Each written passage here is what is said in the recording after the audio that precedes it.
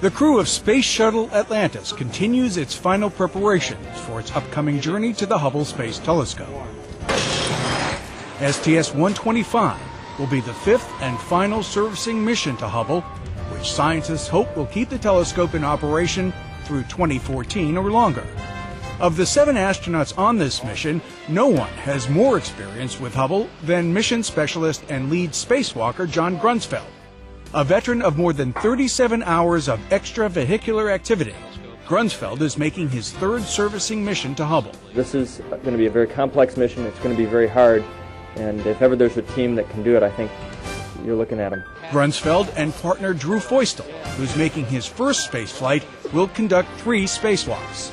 The other Hubble servicing veteran, Mike Massimino, will be joined on 2 EVAs by another first-timer, Mike Good. Honoring the past, envisioning the future, was the theme of a gala in celebration of NASA's first 50 years.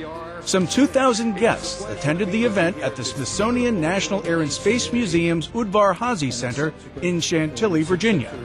With the largest collection of aviation and space artifacts in the world as their backdrop, invitees heralded NASA's 5-decade-long commitment to scientific discovery, technological innovation, and space exploration. One thing about that is very enjoyable about our 50th birthday, we're still young enough to be able to interact with those, not only our astronauts, but also our flight engineers, those on the ground who help bring it together.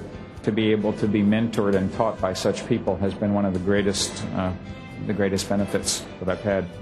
NACA is to become part of a new agency, the National Aeronautics and Space Administration.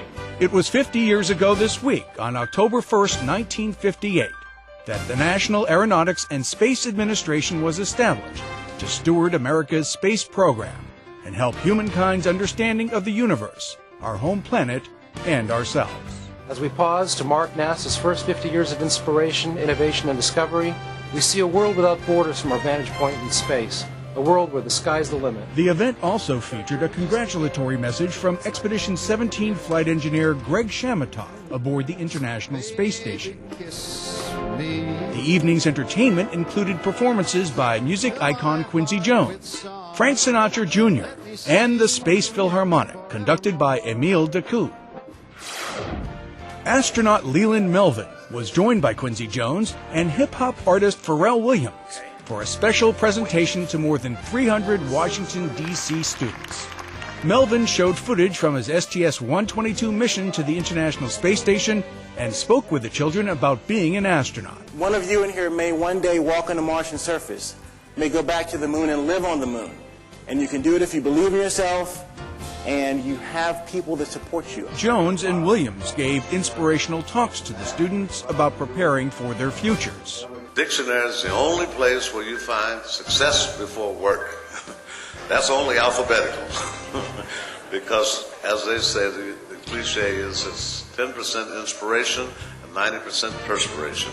You design your life. You dream it, and then you figure out the distance between you and your dream. And that's a blueprint. It's that simple. During STS-122, Melvin took one of Jones's songs, a 1969 recording of Walking in Space aboard Space Shuttle Atlantis. A Pharrell song will be among the cargo when Melvin takes flight on his next trip, mission STS-129, scheduled for next year. The visit by Melvin, Jones, and Williams was hosted by the ARC, a unique arts and community center in Washington's Anacostia neighborhood. The new multi-million-dollar complex has partnered with some of D.C.'s leading arts and music organizations to bring quality cultural programs to its stage and enrich the lives of residents. Expedition 17 flight engineer and science officer Greg Shamatov was featured in a recent Australian Broadcasting Corporation science show about seed banking. Shamatov, who once taught in Sydney, brought with him to the International Space Station 4 Australian seed types to see whether they'd be affected by microgravity. A seed bank stores the seeds of food staples and other important flora as a safeguard against global warming and other catastrophic events. Australia is home to 15% of the world's known plant species, and almost a quarter of those are believed to be threatened with extinction. The experiment is a joint project of Sydney's Royal Botanic Gardens and NASA. The city of Lancaster, California, paid special tribute to 3 former NASA astronauts. Sidewalk plaques honoring Eileen Collins, Michael Collins, and the late Gordon Cooper were unveiled on Lancaster's Aerospace Walk of Honor. Each plaque denoted highlights of the astronauts' careers, portions of which were spent at nearby Edwards Air Force Base. Some of his most favorite stories and remembered times were of Edwards Air Force Base, and so I know that that always was a favorite memory, favorite times, good everything for him, and this would just be like coming back home again. The careers of Cooper, Michael Collins, and Eileen Collins span NASA's human spaceflight program, from Mercury through Apollo and the Space Shuttle. And that's This Week at NASA.